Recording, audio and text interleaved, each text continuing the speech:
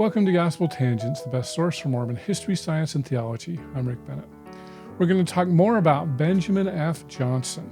He is the leader from the Council of 50 that the LeBaron groups all trace their authority back to, right back to the Joseph Smith days. So you won't want to miss this conversation. We'll also dive into the Woolley-ite Split, which is kind of the AUB and FLDS, and how that impacted the LeBaron group. So you won't want to miss this conversation. Check it out. But unfortunately, Joseph died, was killed before the Nauvoo Temple was completed, and he was able to fully kind of teach the saints about these things. They only got pieces here and there. It was only the people who were in those secret councils that got to really understand this stuff. And so, the Joseph basically said before he went to Carthage, and this is recorded in a couple sources, is that he intended that if he were to die, that Hiram would be the one to stand in his shoes as the leader to the people until his children became of age. And he said, if Hiram and I both die, then Samuel Smith, my brother, he will, he's like the number 3 in line. Who then died? Yeah, who also died, which caused us to have a whole succession crisis, why we're even talking about this. Right. And so the different people who were involved with these secret councils would utilize us as a way to bolster their authority claim.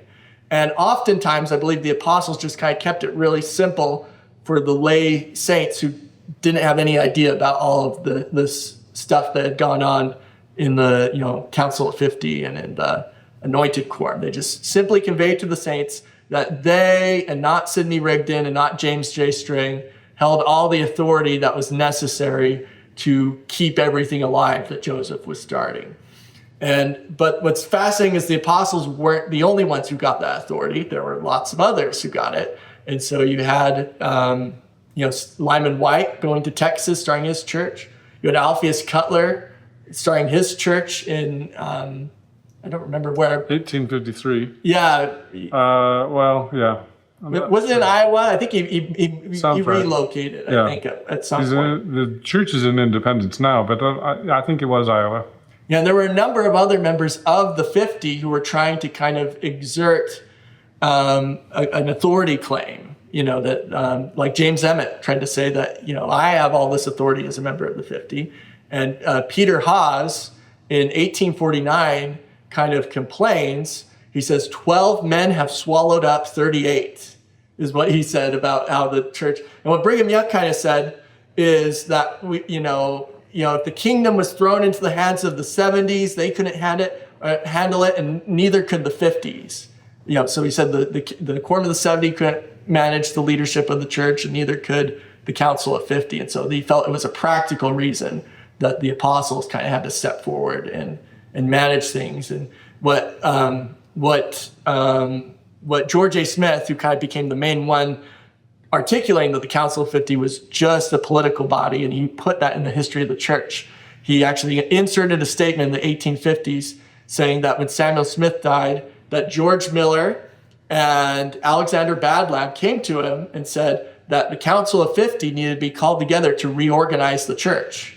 And he put this in the history of the church, and he said that we told them that the organization of the church belongs to the priesthood alone, and the Council of 50 was just a body to deal with our political grievances and to protect the saints. And so he later tries to downplay it kind of in response to Lyman White, and these other members of the 50 were kind of trying to do their own break-off sort of thing. And so it wasn't just the Council of 50 that was kind of minimized, but I would say that the apostles in early Utah minimized the temple authority that Joseph was giving. They used it in the last charge accounts, but what's interesting is in early Utah, they stopped talking about the last charge for over 2 decades. Not until 1869 do you start to see some detailed last charge accounts again. Even though they talked about it a lot in 1844 and 1845 and those and on the trek west, but then they get to Utah and they stop talking about it in detail, and they just kind of emphasize the apostleship. And similarly, they stopped talking about, so they stopped using the term fullness of the priesthood in early Utah. There's only a couple of statements where they mention it, and it's not really mentioned again in the Journal of Discourses until 1869. George Q. Cannon says that Joseph gave the apostles and others a holy anointing, and they had received the fullness of the priesthood to carry on the church and the kingdom as Joseph had laid it out for them. And so you have a number of these things that were taught in Nauvoo that slowly get lost in the early Utah period. And one thing that I've found that's really fascinating is that Brigham Young actually in the history of the church, there's a couple of very direct statements where he said that those who come in here and receive their washing, this was in the Nauvoo temple, he said that those who come in here and receive their washings and anointings will then be ordained kings and priests and will then be given the fullness of the priesthood, all that can be given to man on the earth. For brother Joseph said he had given us all that could be given to man on the earth. So that's in the original minutes of that meeting in the Nauvoo temple. They left that out of the history of the church. And there's a number of other statements that they kind of, like they don't really want to talk about the Sidney Rigdon trial anymore because that's talking about this higher priesthood. And what Richard E. Bennett, is that his name, the historian? The name twin. Yeah. He did a book, Temples Rising, in 2019. Right. And he made a fascinating observation in that book that during the early Utah period, for some reason, they stopped talking about Elijah and the Kirtland restoration. He said that until the 1870s, he said they completely stopped talking about it except for a couple mentions by Orson Pratt. And some people, I would just say that there's some people who think, well, maybe they didn't really understand it yet. Like it wasn't until it was added to the Doctrine and Covenants that they began to really emphasize it. But it was published in the Deseret News, DNC 110, about Moses, Elias, and Elijah. It was published in 1852 and 1853, that vision, in the early Utah newspaper. And the apostles did emphasize it in 1845. There's multiple statements by Parley B. Pratt and Orson Pratt in 1845 talking about, that Elijah came and he restored he gave the priesthood to Joseph, and Joseph gave that authority to others. And so, but I would say that by and large, this idea of there being a higher organization kind of gets dropped in Utah. And even the Council of 50 stops meeting after a couple of years in the Pioneer Utah. And there's a book called The Council of 50, A Documentary History, that kind of tries to collect all the sources we have about the Council of 50 in early Utah. And it only meets a couple of times under Brigham Young, like late 1860s, it meets once. And Brigham kind of says, so many people have been off on colonizing missions that we've not been able to get a full quorum to meet together. And so, but they met then and they refilled up and added a bunch of new people to the 50 then.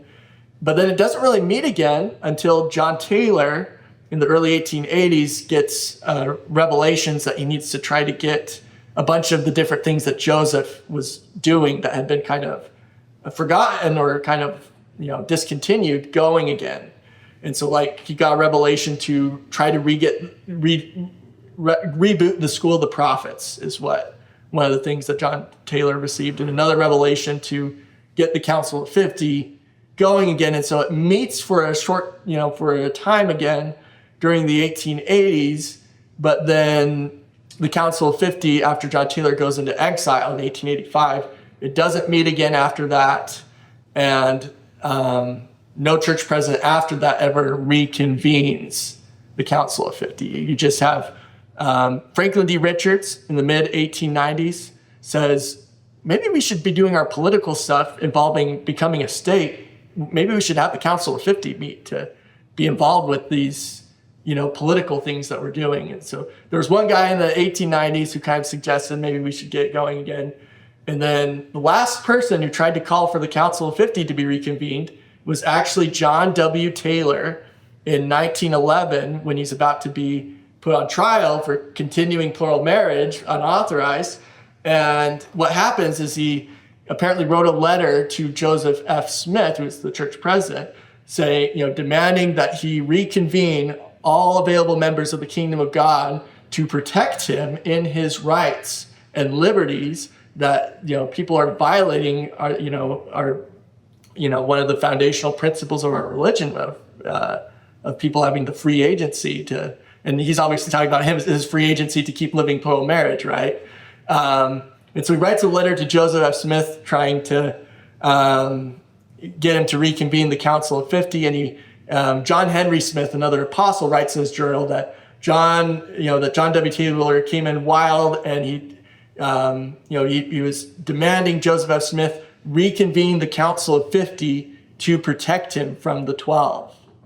And so very kind of interesting last mention of the Council of 50 and the possibility of them reconvening it in that context.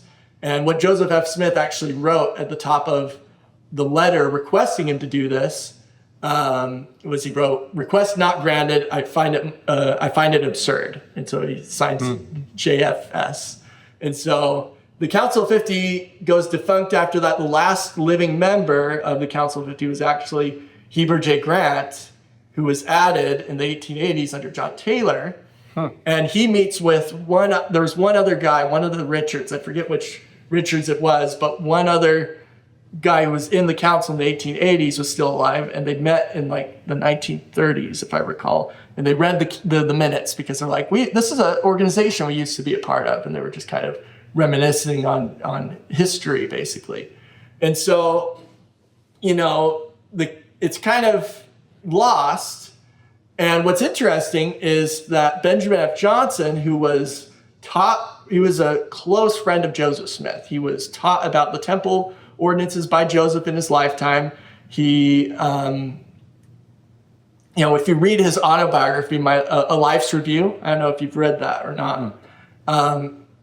Joseph Fielding Smith commented on it, saying that there was more information regarding church history in this biography than any other single autobiography about the early church. And so he considered it one of the best sources for church information in that regard, and that there was a lot that he experienced. He was in the Kirtland era, he was in the Nauvoo period, and he writes his biography all the way up to the 1890s, in his old age, and he's in his 80s, I think, by that time, when he's kind of writing the last little bit of his biography. So all throughout the early Utah period, and it's an amazing record.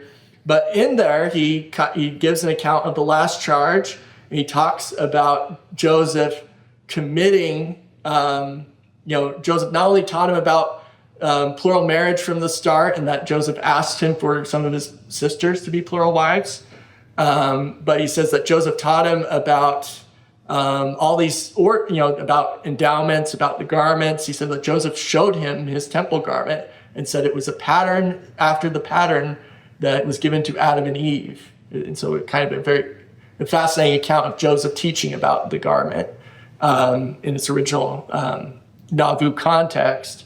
And he basically says that not only did Joseph teach me all of this stuff from the first, and these keys were committed, but from the first, he authorized me to teach it to others, and said that when I was led to do so.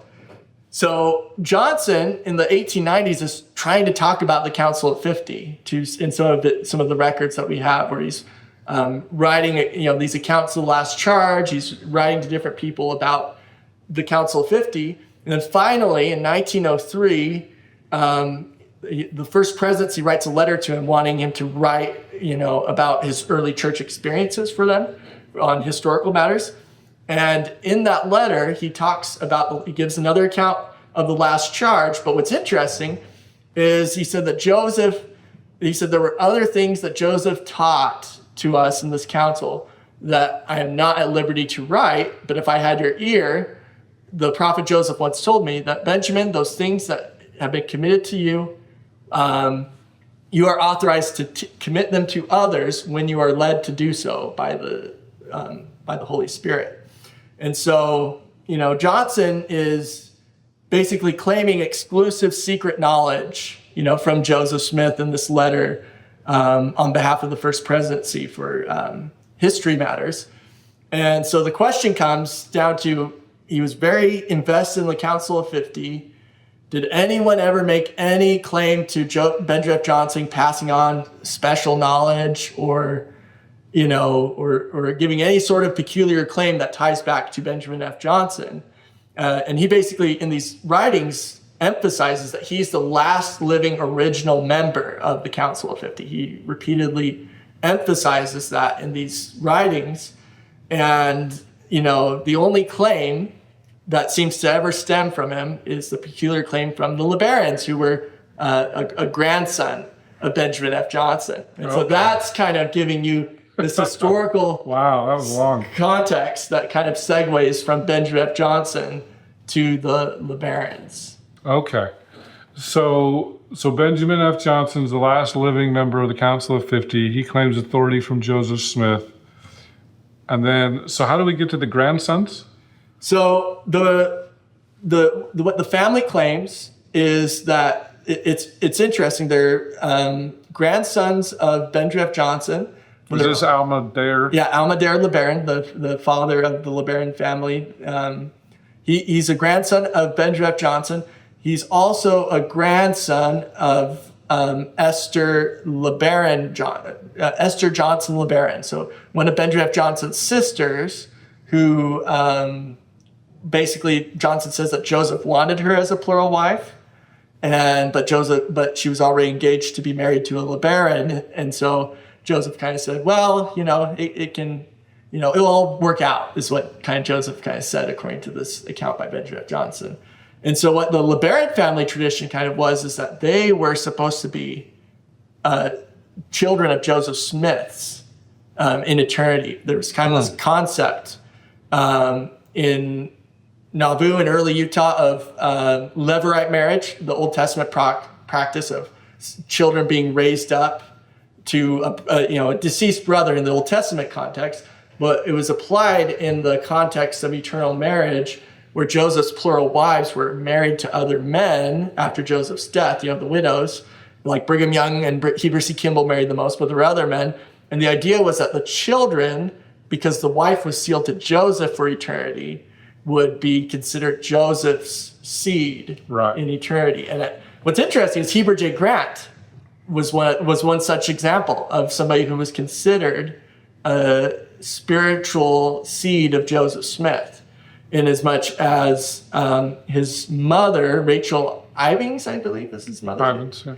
She was married to Jedediah M. Grant for a time, but Joseph had wanted her to be sealed to him.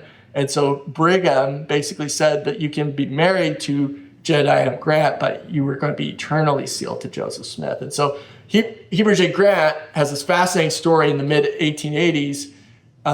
He recalls it years later, but after he's called an apostle in 1882, he's kind of feeling uneasy about it. He's like, am I really worthy of this office? And he was not sure why he was given such a high responsibility when he felt like he was, not worthy of it. And he said that he had a spiritual experience where it was like he was shown in heaven his father, Jedediah M. Grant, and Joseph Smith, counseling, and they're kind of talking about Joseph saying, it's a shame that none of my posterity are in leadership of the church, kind of thing. And what Jedediah M. Grant kind of says is, why don't we have one of, my son be called an apostle, and then he's spiritually yours, and so it's basically like calling one of your sons, is kind of, if that makes sense. I have this thinking too complicated. Yeah. And so that was an experience that Heber J. Grant cherished and kind of shared in conference talks throughout his life. That kind of made him. And so kind of the context was that he felt from that experience that he had not proven worthy yet, but he should prove worthy because of his father and Joseph Smith wanting him to be in a leadership role because of him being spiritually one of Joseph Smith's sons. Okay. But, so there's this context of, children being raised up to Joseph Smith, and the LeBarons kind of also have a tradition where they feel like the LeBaron family are spiritually Joseph Smith's posterity. Okay. And so what the LeBarons claim is that in the mid-1890s, when Almader LeBaron was about 10 years old, he's given a patriarchal blessing by Benjamin F. Johnson, appointing him to be the birthright of Joseph Smith, to hold this special family position in, in Joseph Smith's family. And what's fascinating about this is it's in the family tradition. And so people say, well, is it true or is it not true?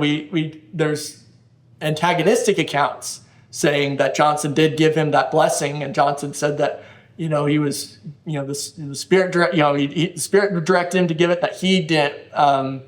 He said that at the time he was actually kind of upset with Almader LeBaron as a young boy because he had lit off a firecracker on his grandfather's porch. And he was going to, rebuke and get angry at him, but he said he felt impressed to give him a special blessing to preside over his family. And this is Dare's brother Conway, who was a mainstream member of the church his whole life, recalling this. He said, that blessing has always been a sore spot for the Benjamin F. Johnson family. And so what we do have a record of Benjamin F. Johnson's patriarchal blessing that he gives to Almader LeBaron. And, different people interpret patriarchal blessings different ways. But what I think is kind of lends credence to this idea that he was appointed a birthright in this blessing is it basically mentions that you're going to hold the birthright in your father's house, thy birthright in thy father's house. And it's the exact same verbiage that was used in the Nauvoo Temple by John Taylor to appoint his family birthright. And there were special birthright blessings that were given to, it wasn't just Joseph Smith having a special birthright, but that other families could have birthrights in this context of, this higher order of the kingdom of God, if that makes sense. And so John Taylor, and I have to give Jonathan Stapley credit for finding that. I actually found a statement in the Journal of Discourses where Heber C. Kimball mentioned, he says, you need to place the birthrights on your children. How are you going to do it? Well, you go into the temple of God and you wash and anoint them and seal the birthright upon their heads. And I found that quote, and a friend pointed me that John Taylor's actual records of him doing those blessings in the Nauvoo Temple, that we actually have the records of those ordinances that John Taylor did. And so, fascinating subject with these family birthrights. In Heber C. Kimball's family, there was actually a controversy over who was going to get the birthright in Heber C. Kimball's family. And it was one of his children that he had with one of Alpheus Cutler's daughters that he was taken.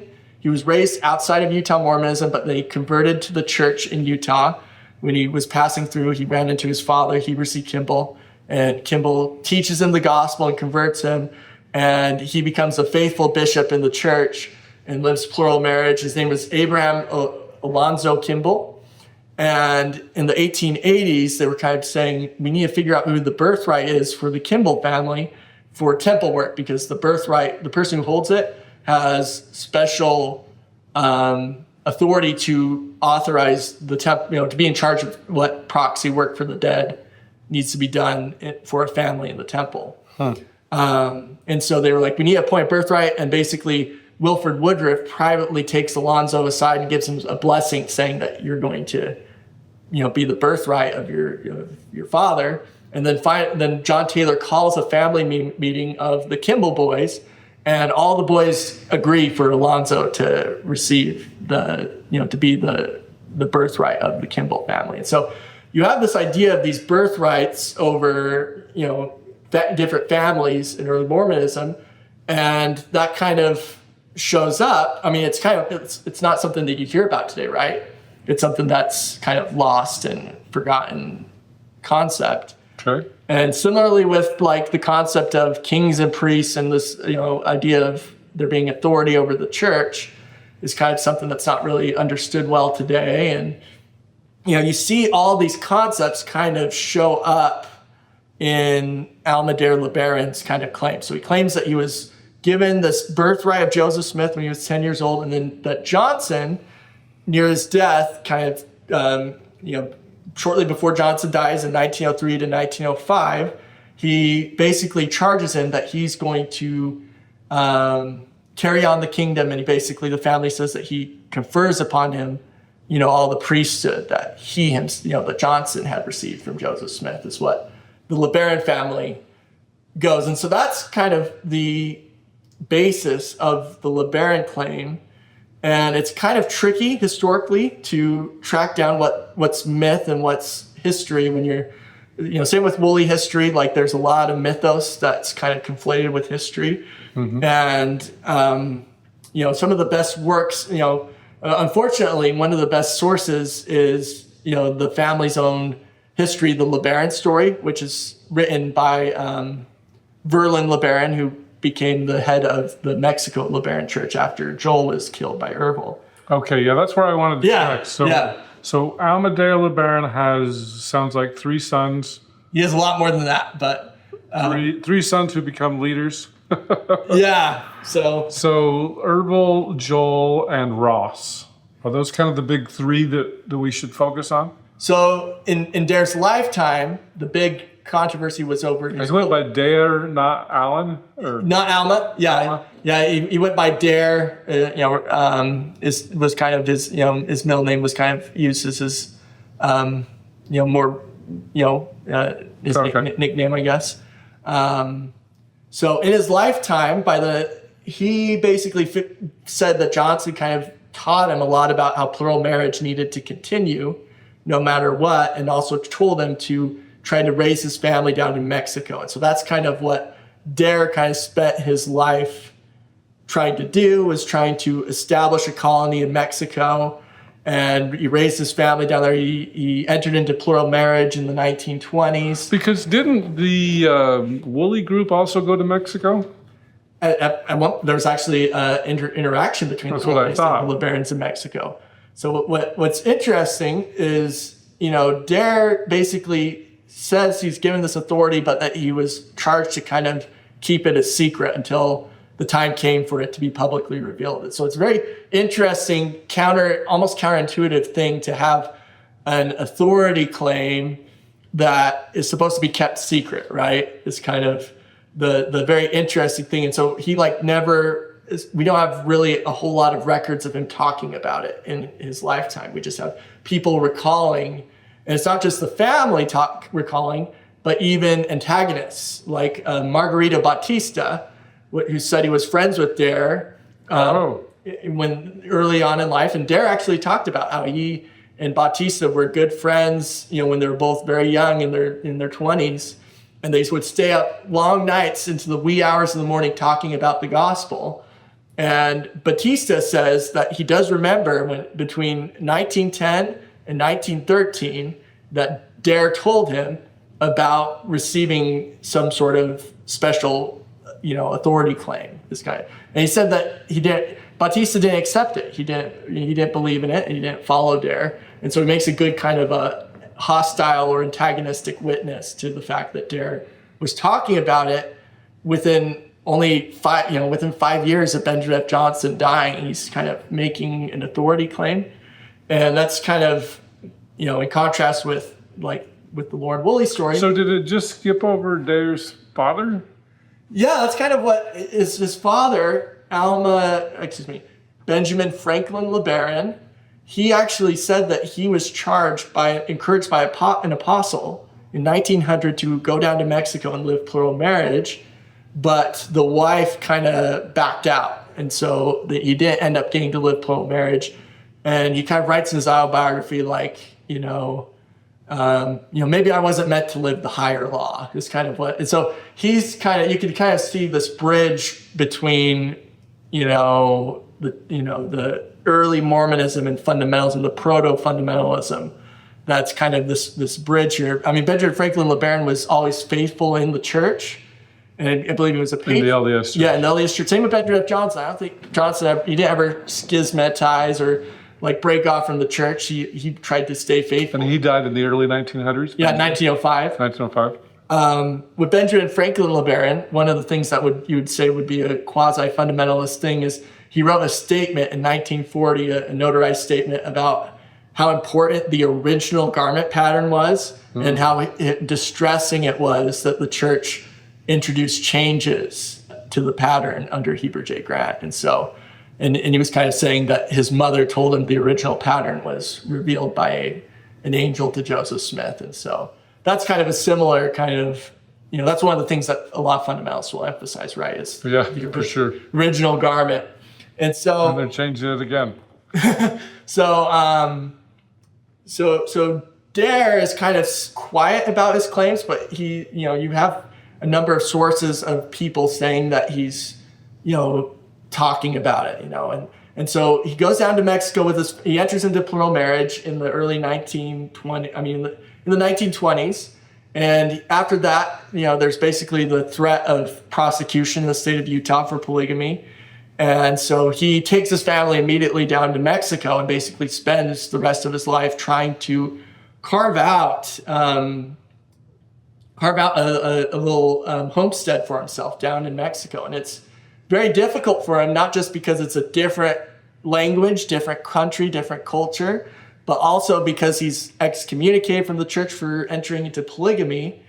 He's not got the colony, there were the Mexican colonies that were started in the 1880s, who the LDS down there aren't going to be too friendly with him either because he's excommunicated from the church. They did try to be friendly at times, and they said, but the problem was that there would be some people who would want to be friends with him, and there'd be some leaders who would say no social gatherings at the LeBarons.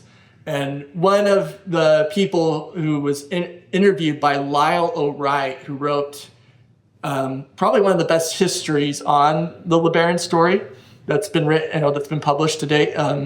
The origins and development of the Church of the Firstborn of the Fullness of Times. He wrote it as a master's thesis, and it's available on BYU's website, and it's really great. This was like in the 1960s, right when LeBaronism had started, basically, like the Church of the Firstborn had been going for a few years strong, and he goes and he interviews a lot of these old time people and gets kind of stories. And he feels like, there was some sort of claim that Dare was making, but it was, it was a private claim and wasn't very, developed, in that the son's kind of further developed the claim as kind of what he kind of leans on, that maybe Johnson gave him a special blessing to preside over Johnson's family. He didn't think that it was to, be like the person who was the prophet who holds the keys. But because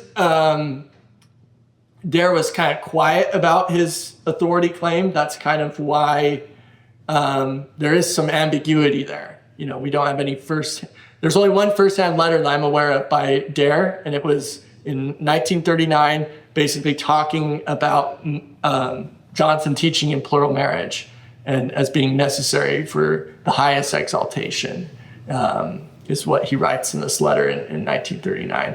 But he doesn't talk about his authority claim at all in this letter. I was so disappointed that it didn't touch on it.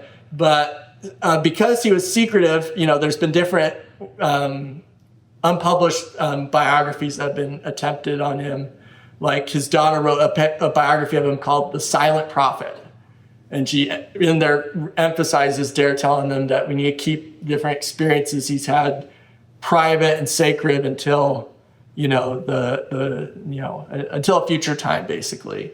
Or until after his death, I guess, was one of the things she called. And similar one, somebody gave a presentation called, Quiet Heir of the Kingdom. Is kind of, but Dare did try to be friends with other fundamentalists, and there was some interesting, fun, friendly interactions where in the late 1930s, and 1940s, when the fundamentalist movement's starting, after Lauren Woolley makes the official claim in 1929 and organizes a council, Dare is trying to have friendly interactions with them, and he's talking about Benjamin F. Johnson to them. And there are people who say that Dare is claiming to be the guy who holds the presiding authority in the priesthood. And they're like, we don't really buy his claim. This Johnson, it doesn't make a whole lot of sense. Yeah. But in the 1940s, if you remember when the raids happened on the fundamentalists. I remember. Oh, I mean, you've talked about the history there, right?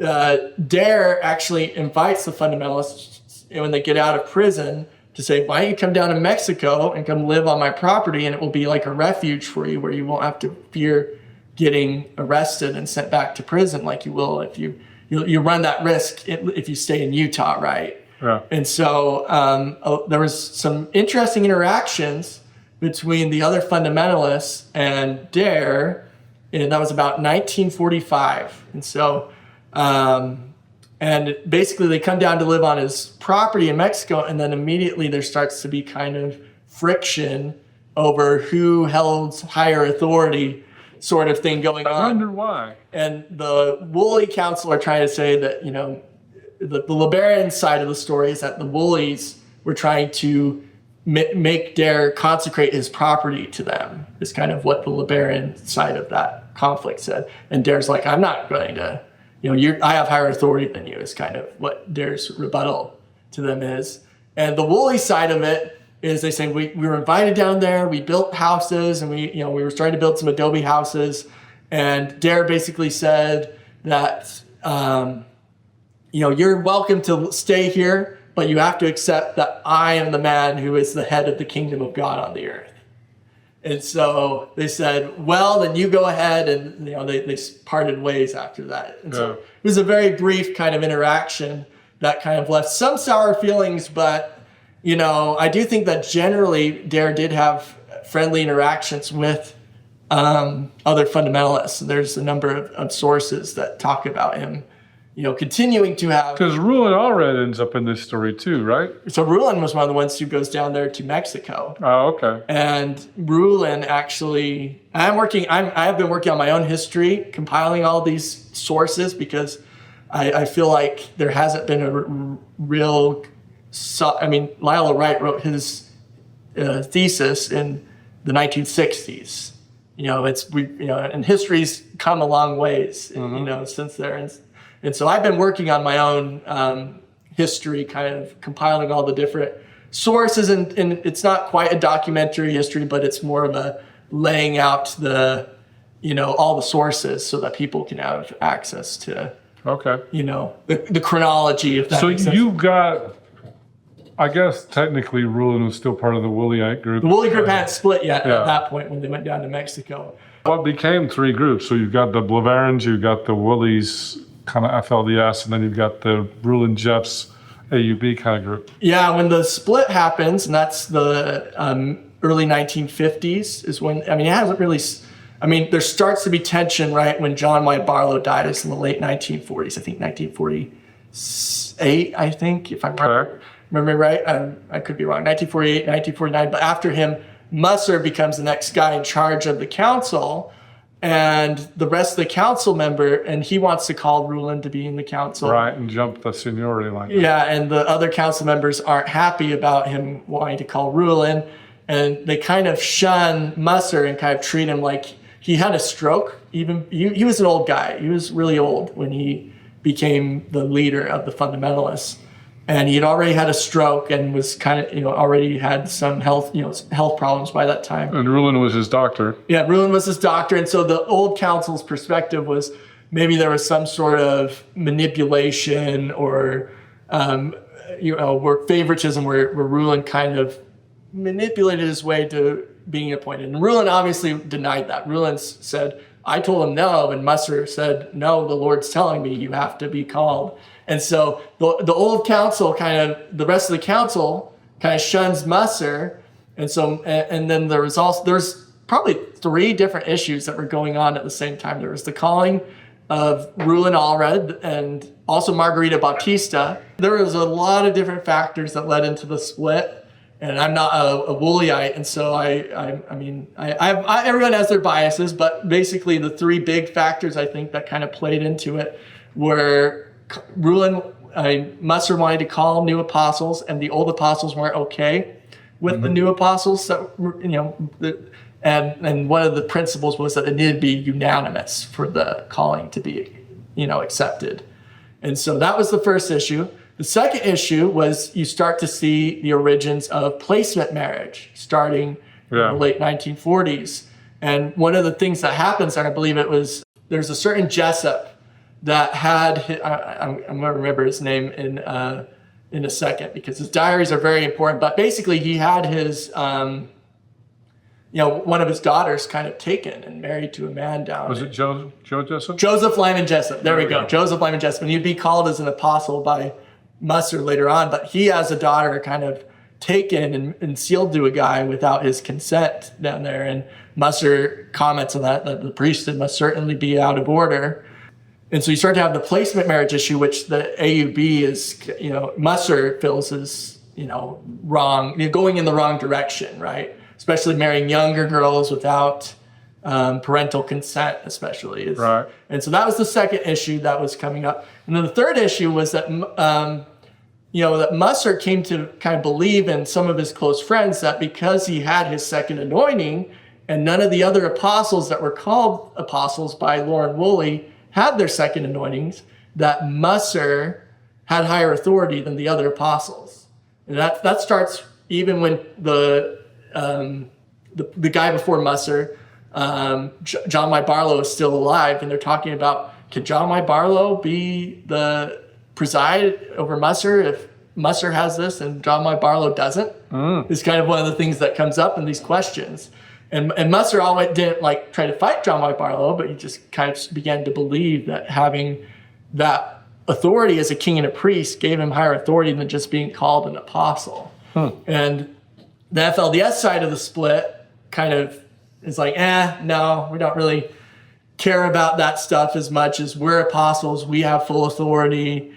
And, and so that authority issue of whether apostle or king and priest is the higher office is kind of a third issue that factors into the split. And so Musser calls a new council in, I believe, 1952, and he's wanting to prepare them for temple ordinances. And you can find that in Joseph Lyman Jessup's diary, where he's basically organizes the school of the prophets and is saying that this is, preparatory for me to give you your endowments. And so that's kind of what causes that split. And so the split doesn't solidify in Dare's lifetime, but Dare was on friendly terms with Musser, according to many sources that he was. So there's a lot of cross-pollination going on. There was some friendly interactions there. A friend of mine said that he has a source where Musser said that there was a man appointed to do plural marriages in Mexico. And this was before Rulin was appointed, and then Batista, and then Batista after him. And so he's like, who's the man that was appointed to do plural marriages in Mexico? And the only person that he could think of might have been being friendly to Dare. And the LeBarons likewise say that, recall that Musser and Dare were friendly, and that Musser even gave Dare a copy of the sealing ceremony as a sign of kind of like a mutual respect between the two different, even though they had different authority claims, right? And so kind of interesting there. And so Dare, by the 1940s, is wanting, he's getting older. He was born in 1886, so that's, he's getting up into his late 50s or 60s. And he was wanting to, initially, in the 30s, he was wanting to prepare his oldest son to be his successor. And his firstborn son's name was Benjamin. I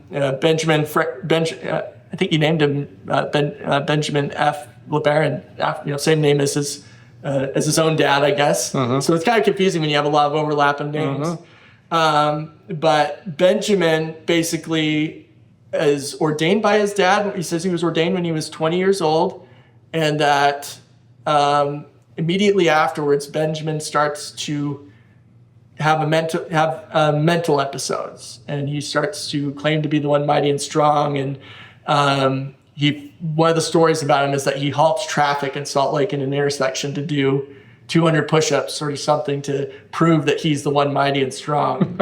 And so, they said he was a very, very bright, intelligent student and kid growing up. And then after, after basically being told that he's probably going to be his father, being prepared to be his father's successor, he starts to have psychosis episodes and starts to, the mental demise of Dare's oldest son kind of made Dare very hesitant about teaching his younger kids about his authority claim, if that makes sense. Okay. And so the only two that really received a lot of instruction or claimed to have received a lot of instruction during Dare's lifetime were Ben, the oldest, and then Ross Wesley LeBaron, the second oldest. Okay. And there was kind of a rivalry between Ben and Ross over who was going to be the heir of the family, basically.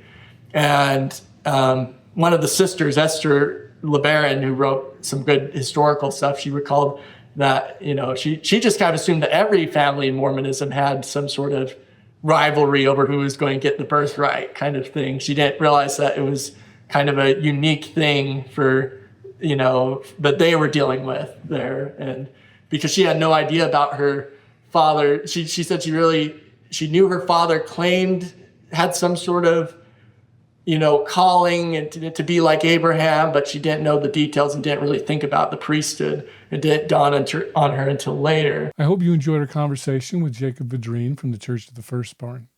In our next conversation, we're going to dive into the different LeBaron succession claims. So Ben, is sketchy. Joel is sketchy. With Ross, he's basically saying, I was given the authority, but I wasn't formally appointed the successor. And I would say that's very similar to Brigham Young's authority claim. Thanks for listening, and I hope you to continue to enjoy Gospel Tangents. Consider becoming a Patreon or go to gospeltangents.com/shop, and you can get a cool tie, a hat, or even a nice mug. You can also get a sweatshirt. So check it out at gospeltangents.com/shop.